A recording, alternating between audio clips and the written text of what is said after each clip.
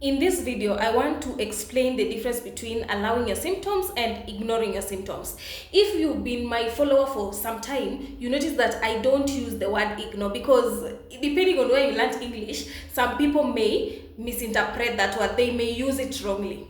So in more of the acceptance, if you look deep into acceptance, it's more of allowing the symptoms. And I always tell my clients that instead of using the word accept, use the word allow, because it is more easy to comprehend. So when I talk about accepting, it is allowing. I prefer using the word allowing, welcoming the symptoms to be here, embracing the symptoms, allowing without resisting, without suppressing. Like, okay, I know, sitting in the discomfort, I know these symptoms are here, I acknowledge that they are here, and I'm gonna allow them. I'm not gonna fight them as I do. I'm not gonna resist them. I'm not gonna try to get rid of them. I'm not gonna try to, what you always do, the second fears, in an attempt to stop the thoughts and the feelings. Allow. When you allow something, what do you understand by the term allow?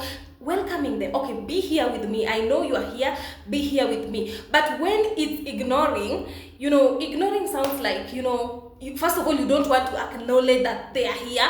You're just like, if you need to, it feels like ignoring feels like you are fighting also another battle. Like, I'm not supposed to acknowledge that they're here. I'm supposed to ignore. No, that's not what we mean. Like, it's more of allowing than ignoring. So I want you to refrain from using the word ignoring, because it's more like, I'm ignoring, I don't want to acknowledge the symptoms are there. They say if you ignore, it's when the symptoms go away. No, it's more about allowing. So use the word allow instead of ignoring. Ignoring doesn't sound right to me. Like, from what I understand, the word ignoring, like, it feels like, you don't want to acknowledge these symptoms and you're trying to fight another battle that, okay, these symptoms are not here. They're here.